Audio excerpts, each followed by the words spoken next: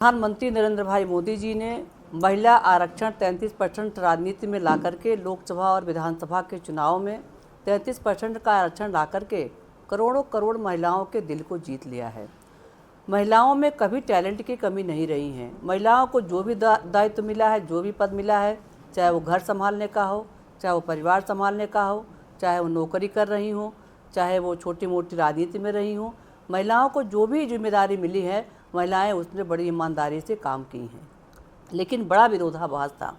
हम मत देने में पुरुषों से आगे होते हैं। जो मतदान का प्रतिशत आता है, आप सभी लोग आंकड़े निकालते हैं, आप देखते होंगे उसमें हमारा परसेंटेज सबसे ज़्यादा रहता है।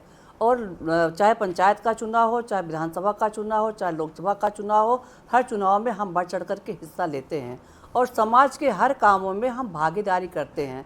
हर समय में मतलब 10-11 सालों के अंदर प्रधानमंत्री मोदी जी ने जो एक अपनी विजन, जो उनकी सोच थी कि महिलाओं को हम कैसे आगे ले जाएं, उन्होंने एक बहुत आश्चर्यचकित काम किया।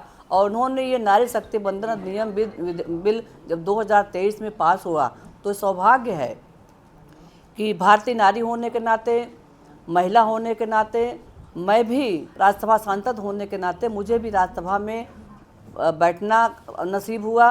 राज्यसभा में जाकर के मैंने देखा कि कैसे चर्चा हुई, लंबी चर्चा हुई, कई घंटे तक चर्चा हुई, रात 2-3 बजे रात तक चर्चा हुई। पक्ष विपक्ष का बहुत भयंकर डिबेट हुआ कि ये अधिनियम बिल जो लाया गया है ये क्यों न लाया जाए। कांग्रेस के लोगों ने कहा कि हमने तो प्रयास किया। अब मैं पूछना चाहती हूँ, अगर कांग्रेस के लोगों ने प्रयास किया होता तो क्या ये विधेयक अब तक पारित न हो गया होता? लोकसभा में पारित हुआ तो राज्यसभा में रोक दिया, राज्यसभा से गया तो फिर लोकसभा में रोक दिया। इन लोगों ने हमेशा घुमाने का काम किया। और प्रधानमंत्री जी ने जब ये विधेयक लेकर के आए तो उस विधेयक में बहुत साफ शब्दों में लिखा गया कि 33% का आरक्षण होगा 2029 से। यानी कि जब 2029 का चुनाव होगा तो यहाँ पर महिलाओं की संख्या बढ़ेगी और महिलाओं का प्रतिनिधित्व भी बढ़ कर के आएगा। जैसे मैं बताऊँ आपको, लोकसभा के चुनाव में लोकसभा की जो सीट होगी, लोकसभा की कुल सीटों की संख्या है 816। अब जो नया पश्चिमन में जब चुनाव होगा तो संख्या बढ़कर के हो जाएगी 816 और जो उसमें महिलाओं की संख्या हो जाएगी वो हो जाएगी 273। अब आप बताइए कि जब लोकसभा में 273 महिलाएं बैठेंगी तो क्या ऐसा लगेगा नहीं कि हमारा देश में समानता का अधिकार है, महिला पुरुष में कोई भेद नहीं है, हम वहाँ पर बैठेंगे तो अपना अच्छा अनुभव बताएंगे, अच्छे ढंग से काम करेंगे।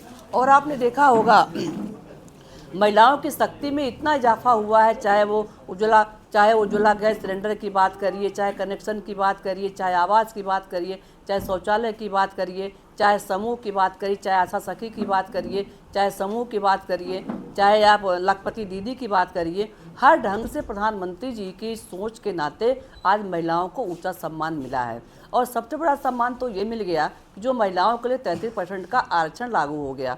आरक्षण लागू हो जाने के साथ समाज में जो हमारा विकास का दर है वो तेज़ी के साथ आगे बढ़ेगा।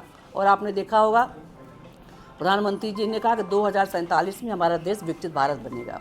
और मैं एकदम बहुत अंतर्मन से ये बात करना चाहती हूँ कि 2047 में जब हमारा देश विकसित भारत बनेगा तो महिलाओं का जो 33% का आरक्षण होगा वो एक मील का पत्थर साबित होगा। इससे बहुत बड़ी हमको उपलब्धि हासिल होने वाली